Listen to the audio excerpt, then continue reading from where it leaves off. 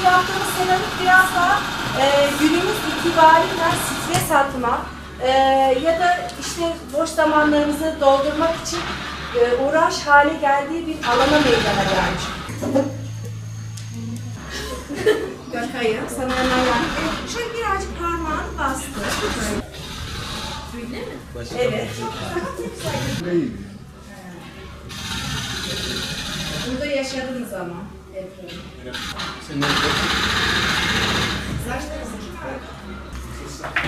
Böyle biraz ellerimiz oynaması gerekiyor. Benim adım Lukman Savaru. Ben Burkina Faso'dan geldim. Ben Turgut Özal Üniversite TOMER okuyorum şimdi. İnşallah gelecek sene ziraat mühendisi yüksek lisans okuyacağım. Bugün sanat merkeziye geldik.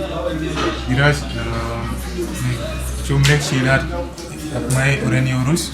Benim adım Hani, ben Filistinliyim. Burada okuyorum yazılım Hadi birkaç tane daha mühendisliği. yapalım Sanat merkeziye arkadaşlar. geldik. Çamur çalışmaya başladık. Çok eğlenceli ve çok güzel. Benim adım Jean Bosco. Çamurdan koruyoruz. Yani şimdi fidan getirdim.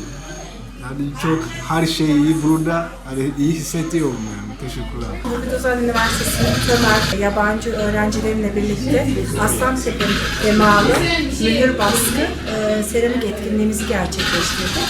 Öncelikle bu imkanı sunan Galata Büyükşehir Belediye Başkanı Sami Bey'e öncelikle teşekkür ediyorum.